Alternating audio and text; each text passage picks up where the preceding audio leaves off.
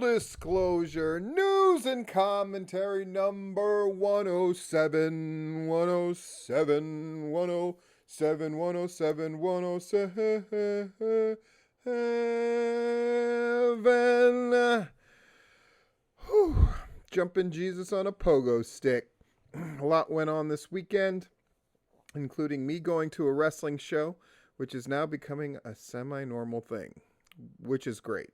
There are a crap ton of wrestling shows in Georgia.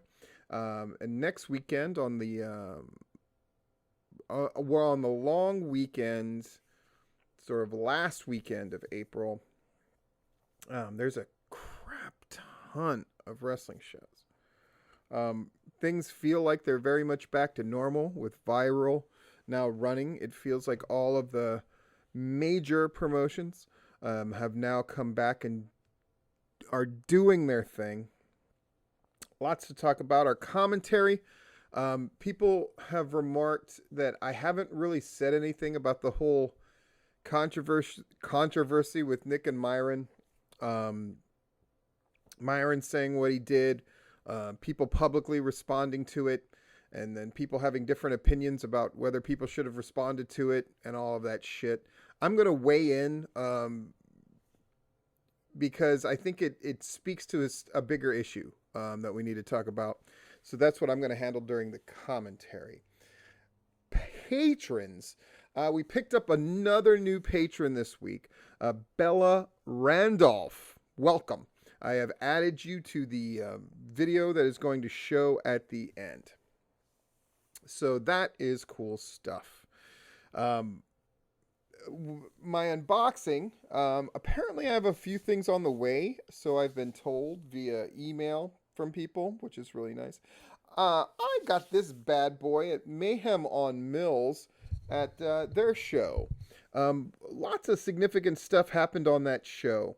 It was at this great outdoor venue on Mills. Mills is like a major thoroughfare in Orlando. It's where the Pulse nightclub used to be. If that rings a bell for you. If not, it should. And but Mills is there. It's really great. It was Serpentico's last indie match, which was not advertised, but after his match, he said so. And then they had a big thing for him at the end that they wanted to surprise him with. I also got a chance to talk to Snoop Strikes, who I think a lot of. I loved him when I saw him in MLW, but apparently he's in Ohio Valley now, no longer with FMW. And speaking of Snoop Strikes, he's going to be wrestling Ashton Starr, I believe, on May 7th at Southern Honor. So that'll be cool. You should go out and see Snoop Strikes. He is good stuff, and it's a good test for Ashton Starr, whose ring work continues to get better and better and better. Snoop Strikes will be a really great test for Ashton Starr. Mayhem on Mills, by the way, with comps, drew 230. So they capped off the ticket sales at 200, and they hit that mark. And they're charging $20 a ticket. This might sound familiar because that is also what Viral was going to cap theirs at 200. They didn't reach that cap. I was told 176. It sounds like a number that makes sense to me. So Viral had what appeared to be a really good show. I think the formatting of the show really worked. Having a bunch of singles matches leading to sort of a scramble match to determine who the new champion would be. Having the old champion get pinned in his qualifying match, so you knew there was going to be a new champion for sure. All smart stuff. Made sense to me. They drew 176. So I watched James Caleb Kitchen's live Facebook Live video afterwards. And it was the tone of it to me was really strange because for a guy who says like it was a triumph and these guys from this podcast said it was, the king is back and all this kind of shit. It seemed very negative. That I didn't get. I didn't understand. I get maybe the building wasn't 100% what they wanted and stuff like that. And the complaining about, well, even if we had a sellout, then people would have said you only sold 200 tickets. That doesn't really count. look, what did we learn? I think if you can glean anything from Viral Drawing 176, it's they failed to get the people because they were always drew very well. So I think if they're only getting 176, it's one of two things. Either they've priced the tickets too high, because if they're pricing them at $20 and then 25 for first row, then that's something that their fans didn't want to do, or they didn't really reach out to the people that were coming to their shows before, or some other reason. At this point, I just don't understand if you're not drawing well at a time where it feels like everybody's drawing well. And by the way, I agree with Larry Goodman. I think that time may be coming to a close, not for everybody, but for the multitudes that have been drawing really well. Because wrestling, as soon as the door cracked open for, all right, it feels like we're a little past COVID now, and people can start going out. Wrestling was the first to barrel through and go like, okay, fuck it, we're running, and we're adding people. I looked at Action, who drew 90. I don't know if that was a cap number. They were doing 35 before, and now they don't have to do the distancing as much. So is the fact that they drew 90 alarming? I didn't see anybody talking about that, so I'm talking about it. Viral, they'll have a show in, it felt like they were taking a month off, so they'll be back in June. If I'm wrong about that, that's my bad. So they'll have time to figure it out. But what I do know is IWE drew 217. So shows in that area seem to be doing around that number, around 200. There's also reports on the Pro South Trinity Cup, which is a 2-day thing, which reminded me of when Anarchy used to do, and Wildside used to do like the 2-day thing for their pay-per-view, as it were, for their big show. Pro South Trinity Cup, that's nice that they brought that back. It was interesting that live they drew more on Friday, which is their regular night, so that makes sense, than they did on Saturday for the sort of finale of the thing. That's something else that needs to be looked at as well. Pro South, they're running every week, but that's gotta hurt when you're not drawing that many people. Wrestling United drew 65. So again, you see these numbers going down. Can we deny that that's happening? I'm sure people will try. Southern Fried did 220. Boy, the color that Todd got. Am I wrong at how important pictures are to a thing? Am I wrong? Because that picture, immediately I wanted to know what happened on that show. I saw that their show was available to watch online, which is cool. Superstars Fan Fest is happening Saturday. So that, the wrestling part of it is sold out. So that's going to be a nice full house for the boys to wrestle in front of, which is great. And the Superstars Fan Fest, obviously there's going to be a lot of people there. You can still get into that. Somebody correct me if I'm wrong, but I believe you can still get in for the Superstars Fan Fest for $15. So you pay $15, you can get in and still do all the meet and greet stuff. But as far as the wrestling show, that's sold out. That's a done deal. So congratulations. And then people have been asking, so are you really going to go to Superstars Fan Fest? No. And the reason why is this whole thing originally started with, these motherfuckers don't have Sting booked and they're not going to have Sting. And you know what? They're not going to have Sting.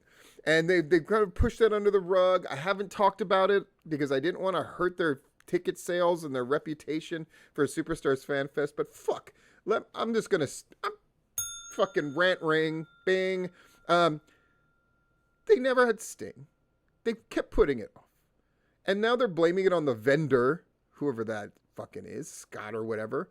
The two people I was keeping in contact with, as far as, just let me know if you get your money back for that Sting shit that you're supposed to get back, they haven't gotten their money back. And Sting ain't showing up October 23rd. They're not going to find a vendor who's going to cough up tens of thousands of dollars just to lose money on it. So that shit ain't happening. I wish them all the luck for Superstars Fan Fest. I hope that wrestling show goes off as planned. I hope everything works out. But I have yet for anybody to just fucking own up to the fact that the Sting thing absolutely is not gonna fucking happen, because it's not gonna fucking happen. Moving on. Uh, uh, the the thumbnail for this full disclosure. What is that? That's a picture of Neil Diamond Cutter hugging Tank after their match at ICW. And Neil Diamond Cutter declared that that was his favorite moment for him out of what ended up being a very busy few shows for Neil Diamond Cutter. Hearing that fucking All-Star Special used Sweet Caroline again. When you look at that thumbnail, like, and Tank himself will tell you this, Neil Diamond Cutter is not only a fucking consummate pro and a badass little motherfucker, but did his fucking level best to make sure Tank looked as good as possible in that fucking match so Tank could have a job, and capped off what was a very successful moment and day for Tank and Dan both. And that guy uses Sweet fucking Caroline, and it has been brought up to people's fucking attention multiple times that that is his fucking song. His name is Neil Diamond fucking Cutter, and he's using a Neil Diamond fucking song. And to continue to use that fucking song for All-Star Special makes them fucking assholes. And they want to blame the booker for wanting that song. Well, here, everybody, let me just put everybody on notice. If you use fucking Sweet Caroline All-Star Special, or anybody who books All-Star Special, from here on in, you're a fucking asshole. Anybody want to fucking have a discussion with me about that? You are fucking welcome to. But there are dickheads for using it this last weekend. They're dickheads for continuing to put it on some blame. Well, we have a jukebox and it plays different. Fuck you. Neil Diamond Cutter is tougher than fucking All-Star Special put together, and has earned the right for that to be his song. There are a lot of songs out there, folks. And there's a lot of songs that fucking indie guys use that I could understand you using it, and it's not that big of a deal. That fucking song and people singing Sweet Caroline for fucking Neil Diamond Cutter's thing is an integral part of his act. And to continue to use that song with the full knowledge that it's somebody else's fucking song, and to continue to use it, if the gimmick is, well, we use a bunch of different fucking sing-along songs. Great! Then don't use that one. And anybody who fucking asks them to do it from here on in, you're just being a fucking ignorant dickhead. And fucking Huck and fucking Hanson for using that fucking song again. Fuck that. That's fucking bullshit. And nobody can tell me different on this one. Do we want to have a fucking debate about it? Because there's nothing to debate. Because if somebody was using their fucking song that they definitively used, we would hear nothing. We would never hear the end of that shit. From fucking Huck especially. So to use a song for a guy like Neil Diamond Cutter, who fucking not only is a badass motherfucker, not only always fucking delivers, not only helped Tank get a fucking gig, I don't know what to tell you, except fucking at this point, it is just bullshit. And it is just fucking being dickheads and assholes and disrespectful pieces of shit. Did I make that clear enough? Hope so. Hope so. Ron Nemi here in Florida has a radio show in Tampa. I've talked about it before. It goes Saturday morning at 10:30. And it's a legit radio show. You can listen to it online and all that stuff. Why am I bringing this up? Because they're looking for sponsors. And it feels like an opportunity. There are a number of entities in Georgia, a number of wrestlers who are looking to wrestle in other parts of the state or other places besides just Georgia. Um, I would think of how I can creatively use a wrestling show that airs prominently in Tampa. I don't know if you're aware, but there's a big wrestling presence in Florida. And it might behoove somebody to throw a little bit of money that way in order to gain some attention and make something happen. If you're serious about getting your name out there. Just saying. Or if you're an entity looking to expand your viewership or your listenership, maybe a good way to do it is sponsoring this radio show, which wouldn't cost all that much money, and it's legit radio dealing with professional wrestling. Not to mention making people happy who can make things happen for you. No, I don't get a percentage of the money.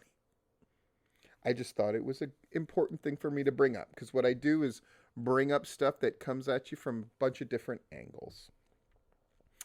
All right, let's jump into this commentary. This show is going to be relatively short. It's not going to be an hour. It's probably going to be around half an hour. And Raw is currently on. By the way, am I going to do my usual? Yes. A report about Raw. A report about AEW Elevation, which I've already taken notes on, and all of that kind of good stuff. Why is this coming out relatively late? I mean, I always try to I've always been getting them out Monday. Because a bunch of jobs came up in the middle of the day, which is awesome. And frickin' the Twitch thing is going really well. So I was getting in some game time because I'm trying to end the game that I'm playing now, Man Eater, where I'm a shark. Because I thought of a great new project and I'm really excited about getting it started. But I do have this thing about finishing things up before I start the next thing. So that's a lot of fun. And feel free to check out my Twitch and all that kind of great stuff. Okay. And yes, I'm Tuesday now. There's 2 wrestling shows. Wednesday's Dynamite, which is going to be really, really great. I'm looking forward to the Hikaru Shida Tekanti match. Tekanti is somebody that I really see huge star thing going on there, and it's fun to see. And it's fun to see when I read these reports about Georgia wrestling. By the way, Charles' report on the Viral Show I thought was really fantastic. Larry's on Pro South, Rob's on frickin' Southern Fried, and the other shows he went to. Folks, there is great stuff going on and all kinds of awesome coverage. So really take advantage of it and check out gwhnewsandnotes.blogspot.com. We are not going to do a tipping point tomorrow, by the way, because it just felt like we had been doing, we did them like back-to-back weeks and all this kind of stuff. There really didn't feel anything that was like pressing for tomorrow. So Larry and I decided to hold it off until next week, Tuesday. Just FYI. Cool commentary. So Myron said, the long and short of it is, if, there's kind of a shortage in a lot of quality wrestlers in Georgia doing shows the week that all this stuff was happening for WrestleMania in Tampa. Basically, if you weren't in Tampa, you weren't shit. A regrettable choice of words, certainly. Myron has apologized profusely for it. Here are different takes that I have about that whole thing. And then it's going to lead into a larger thing. Needless to say, these are my opinions, but I'm just going to break down every little part of it that I can, because I do think it's a good, it's a good lesson for a number of people. Is that a fucked up thing for Myron to say or imply? Yes. Do I agree with it? No. That's obvious, right? Do I think that he was just making radio? Right? Like podcasters say fucking, you make strong choices sometimes. I don't think so, because that's not really a Nick and Myron thing. I listen to their show. I'm one of the few that listens to it when it gets to YouTube. Just because that's the format where I listen to things, and they'll tell you themselves, like, not a lot of people listen to them on YouTube. A fuck ton of people listen to them in other ways. YouTube is like the minimum way, and sometimes they don't even put the show up in a timely fashion, so then I have to go find it. I don't, but Nick and Myron don't just say inflammatory things to just fucking say them. Do I think that that's how Myron really feels? I think so, until he was called out on it. Do I think he feels that way now? No, not really. I don't think so. I don't know. But I don't think so. I think it's one of those things where he thought about it's. Here's the part that bugged me. That people were like, well, if you had said it, Steve, it would have been fine. So why? One, I would have said it. Have I said controversial things that upset people before? Yeah. But you know what? I fucking stand behind them. And I think I have a pretty decent track record, right?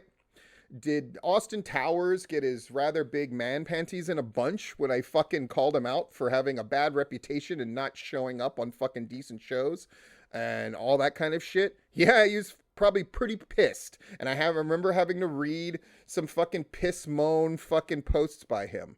Did it seem to fucking help him though in the long run? I think we can agree that it did. Yep. I remember once upon a time when we did the State of Wrestling fucking speeches that David Ali and Scene Nick both shit the bed, as I put it. And David Ali even had like a response thing that we let him air, and he fucking tried to make fun of me and Larry, and that sucked too. Guess what? He fucking learned from it. He got better, and now he's the fucking man. Is he not? Even though he wasn't in Tampa, so I guess there's a part of him that ate shit. Just fucking kidding. Of course, I'm just fucking kidding. I've said things a million fucking times. And am I right every time? Probably not, but I'm certainly hard-pressed to remember a time that I wasn't. And things tend to pan out that way. You know why? And here's one of the fundamental things. Comparing me to Nick and Myron, and God bless Nick and Myron. Goodness knows that I love having them around. Goodness knows that I've sort of woven them into Georgia wrestling history and gone out of my way to make sure that people had a positive view of them and all that kind of stuff. But Nick and Myron are fucking fans. Period. That's it. And they're fucking marks. Period. That's it. They would admit to the same. I am a fucking wrestling person, and there is a goddamn huge distinction there. And for people that are trying to say, well, Steve has said shit and we were okay with that. Yeah, you should be. Because I have a fucking track record of knowing what the fuck I'm talking about. As a trainer, as a booker, as a promoter, to a lesser extent, and as a wrestling talent. The boys tend to respect me. Why? Even the boys in Tampa, many of whom didn't know me, eventually, they do respect me. You know why? Because I fucking understand them. I did the shit that they are doing. Nick and Myron have not.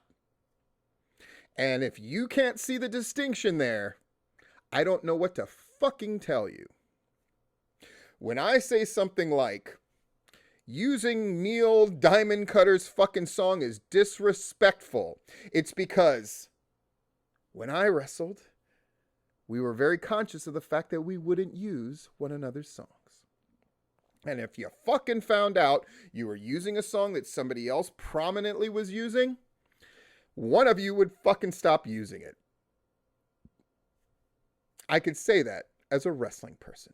To somebody who wasn't a wrestling person, it probably doesn't seem like that big of a fucking deal. But I was a wrestler, so I know. What do I think about David Ali?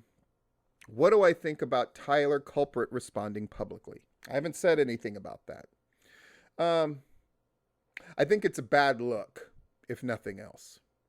I think it's a bad look to complain about it publicly and piss, moan, and cry about it publicly. Do I blame them for being upset? Nope. But what do I lament the most about it is that they gave Nick and Myron power over them that they should not have. They gave their power away by publicly declaring how much it upset them, instead of just going, fuck them. Steve, are you saying that if you weren't involved in the wrestling business, your opinion doesn't matter? No, I'm not saying that.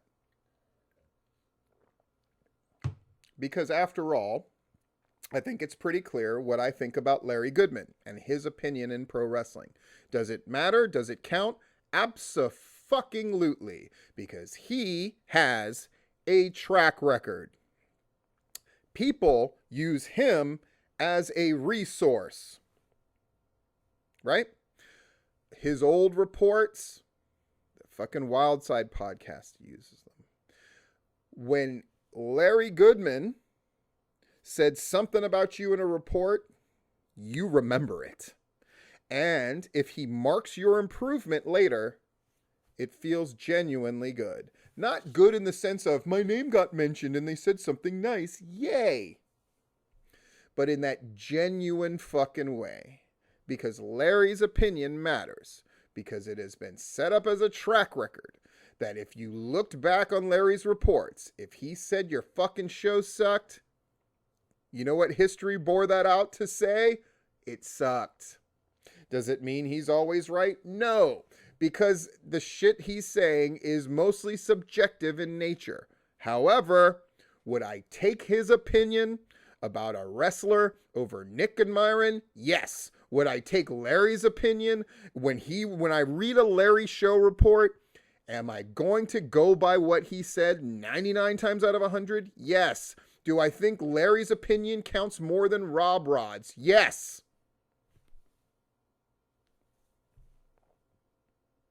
When it comes to a wrestling matter, and Larry and I talk all the fucking time, Larry himself would tell you this. When it comes to analyzing something in pro wrestling, would Larry trust his own opinion or would he go with mine if we had opposite opinions? I think Larry would tell you he'd probably go with mine. And it's not because I'm smarter than Larry. It's because I have a different way of thinking about wrestling because I did the shit. So wrestlers who get your fucking knickers in a twist about something Nick and Myron said on their fucking podcast, I don't know what to tell you except for, Jesus Christ, you give up your power awfully easy. But then I see that. There's something about me that really dislikes when the fucking younger guys go online and bitch moan and piss moan and cry about shit. But you guys do it a lot. And when people point it out, my instinct is to go like, no. It's just because of social media. But there is squeak. There is an element of soft going on. And for God's sakes, Nick and Myron are just advocates for fucking pro wrestling. I don't agree with half the shit they say. I think they're way too inclined for guys who supposedly love the boys to fucking defend every goddamn corporate decision the WWE makes. Let me make this fucking declaration. If you're somebody who says you love the individual pro wrestlers and respects them, and your instinct is to always go with the fucking office and approve of everything that the fucking powers that be in wrestling say or do, I don't know how much of an advocate of the boys that you really are. Now, you might say, well, does that mean they're always wrong? That everything the WWE office does is wrong? No, of course not. But if your instinct is to always go, well, Vince McMahon and the WWE know best, then fuck, I don't even know what kind of fucking fan you are. Because anybody who can look at Raw, which I'm looking at right now, and go, that's a horrendous, they can go, that's not a horrendous show. It's a fucking horrendous show. I understand that is a subjective thing that I'm saying, but look at this shit. They're replaying Mandy Rose right now as I'm watching. This shit with Nia Jax, Shayna Baszler, fucking Naomi, Lana, and come on. It's dog shit, right? And where the fuck is Slapjack? Don't get me started. The problem when the fans became the boys, and the fans became the promoters, and the fans became the bookers, and the fans became the managers, right? Of course, there are distinctions. And there's shades of gray, and there's instances. You can look at anything, and I can provide an example where it has worked. Where literally the guy sitting in the front row at PCW, that group of fucking annoying twats that I dubbed Team All You Can Eat, you can look at them and go, a couple of them ended up being unimportant dickheads. One of them ended up being a photographer of some note, Harold J. One of them ended up being a fucking referee of the year who paid me to fucking train him as a ref, got in good, and does a great fucking job. That's Grandpa. And then one of them is Matt Hankins, 2-time motherfucking manager of the year, and the guy holding it down. Right? So you can look at all those different things. Yes, you can be a fan that eventually gets into wrestling. But for God's sakes, you got to pay some kind of fucking dues. And you got to gain some kind of fucking knowledge. And quit giving power to people that just wax nostalgic from their motherfucking chair. Who haven't paid the fucking price and refuse to learn. I'm not saying that's necessarily Nick and Myron, but I have seen examples before where they just sort of throw up their hands about shit. And I think to myself, if a guy like me, who's been doing this shit a long motherfucking time, again, I hate to put my resume out there, but if I started training in 93, do the fucking math. It's 28 years. Wrestled full time, not 2 matches a week. There was years period there where I was wrestling all the fucking time.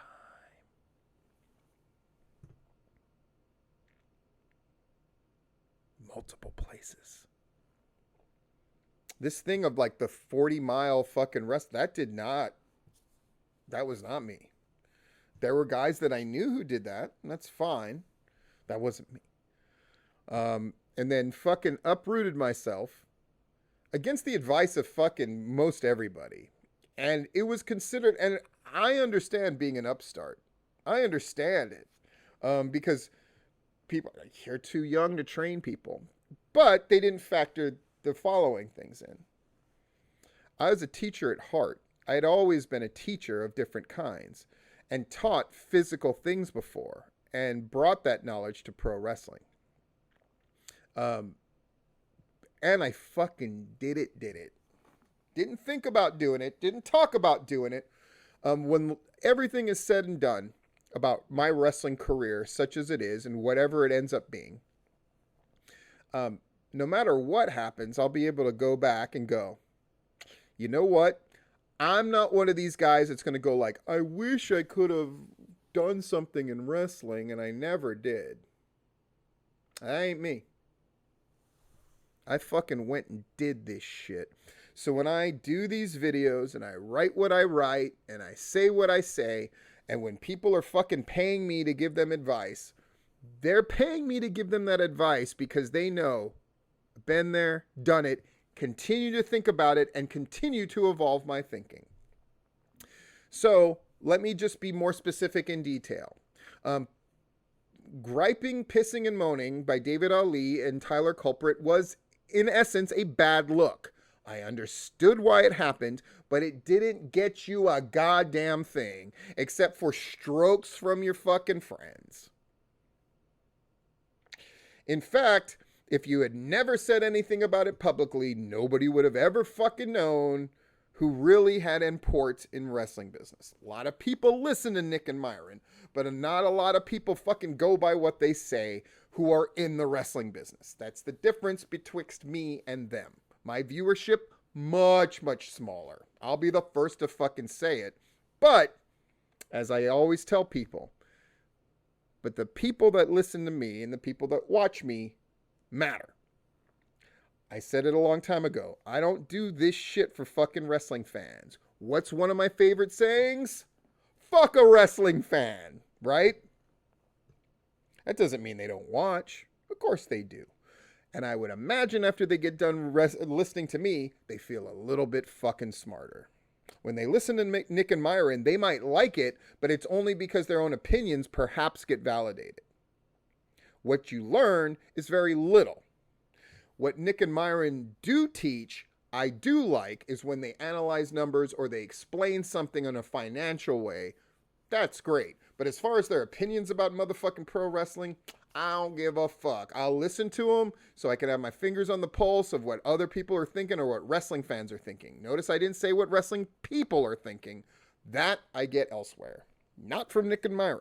So for pro wrestling people to publicly go piss, moan, and cry about something that Nick and Myron said, you're playing yourself. Nick and Myron's feelings might be hurt listening to this, but I'm saying nothing but something I've already expressed to them, right? At the end of the day, there's a distinct difference between myself and Nick and Myron, and it comes down to this. If you are a wrestling person, whatever you are doing, I have done. And so I have a different level of understanding. Also, I continue to engage with pro wrestling in a large way. I watch every fucking national level show that comes on television. And I talk about it. And I don't break it down move by move. Right? That's just not my fucking thing. Charles Felder, who wrote a really great report for Viral, if you look at how detailed his shit is, it's amazing. If you ever look at my recap of a show, it reads very different. Because I don't give a fuck about this move leading to this move leading to this move. That's wrestling fan bullshit. I'm talking about fucking deeper shit or teachable moments. That's what I'm more interested in because I'm a wrestling person, not a person who gives a fuck about a cravat and making sure I spell it correctly. I don't give a fuck. Because I've seen a trillion of them. Seen a billion matches with people fake fighting in their underwear. Hell, I had more than 1,000 matches my fucking self. Yeah? Difference in priority because I'm a wrestling person, not a wrestling fan. Oh, but if you're in the business, you gotta be a fan at heart. Fuck your mother. Fuck her and her dirty asshole. Am I a fan of pro wrestling? Sure. I fucking dedicated most of my adult life to it, right? I'm not arguing that point, but that's semantic bullshit. Do I see myself as a wrestling fan first? Nope. As far as the wrestling business goes, there are two kinds of people. There are those who would consider themselves, number one on the priority list, a wrestling fan in relation to the wrestling product. And there's people who would consider themselves wrestling people in conjunction with the wrestling product. I am a wrestling person. And if you are a wrestling person getting your fucking panties in a twist publicly about what somebody on this side of the ledger, a wrestling fan, first and foremost, says about you or the state of whatever, then you're a fucking pussy. Ouch. But it's true. And take that as fucking gold. Because someday, David Ali, if he gets signed by fucking AEW or somebody else who will be lucky enough to fucking sign that guy, if he's going to be the kind of guy that's going to read the comments on a fucking YouTube video and fucking address it publicly, you look like an asshole. So take this as a lesson learned. And Tyler Culprit, who's probably going to make money in wrestling, but not necessarily as a fucking performer, because that guy is fucking smart and he gets this shit, right? If he can't fucking understand that responding publicly made him look like shit, I don't know what to tell you.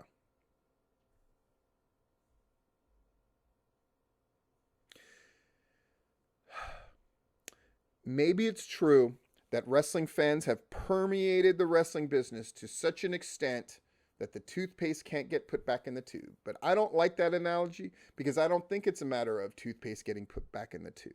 I think it's a matter of we just have to draw a hard line again. People have asked me for years, don't you think it would be better if the territories came back and maybe the territories will come back? That shit ain't ever gonna happen. But you know what can happen? Wrestling people taking pride in being wrestling people. and wrestling fans being content with being wrestling fans. I think if we get back there, maybe we could make some more wrestling fans. I think if we get back there, maybe wrestling would improve. And maybe wrestlers would focus on the things that would help them become true professional wrestlers. You know what a true professional is? Someone who gets motherfucking paid. Has nothing to do with your behavior or your attitude. It has everything to do with getting paid. For a living, preferably. I'm in that boat with you. Believe me. So I say again,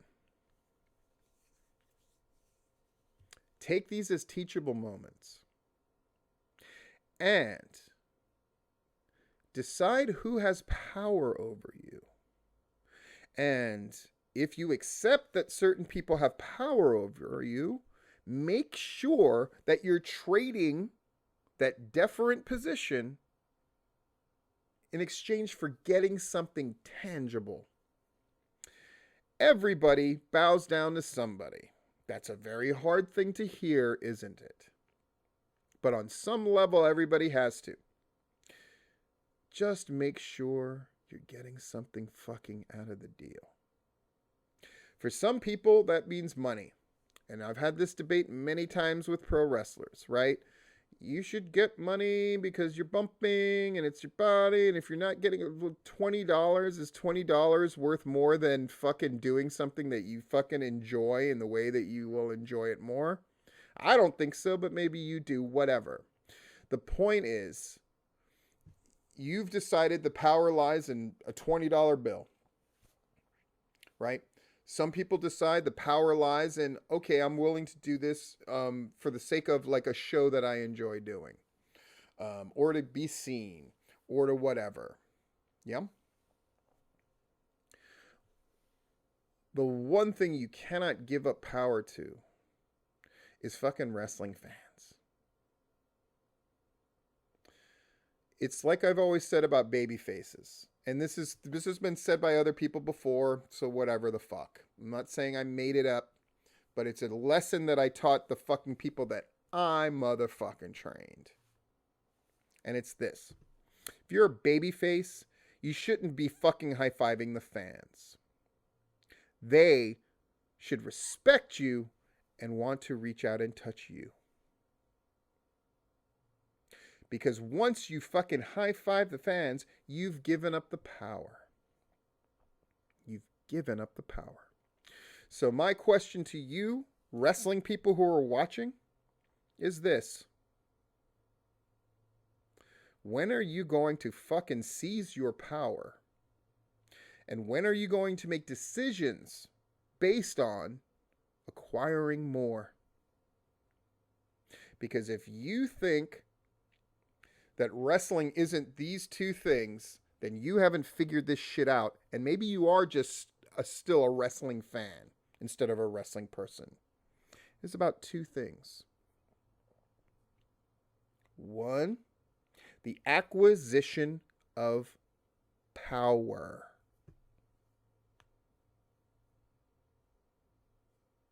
And acquiring more in the wrestling business. Plain and simple. And the other, in addition to acquiring more power in the wrestling business, and that can take any number of forms depending on what you're trying to do. Yeah. The other thing, the other fucking, if you want to call it a secret, you can call it a secret. But the other thing that you absolutely need to do in the wrestling business is fucking make a distinction between being a fan and being somebody in the wrestling business. I hate that the language of the last 20 years has devolved into, well, nothing wrong with being of course there's not. I'm not one of these assholes that's saying don't ever go to anybody else's fucking wrestling show. I'm never that asshole. Man, you can fucking go to all the wrestling shows you want. You want to fucking take your kids and go to goddamn WWE? Great. There's nothing wrong with that. I'm saying there used to be a fucking pride in being a wrestling person as opposed to a wrestling fan. And now people are blurring this distinction that if you're not enough of a fan, then you're not really a bullshit.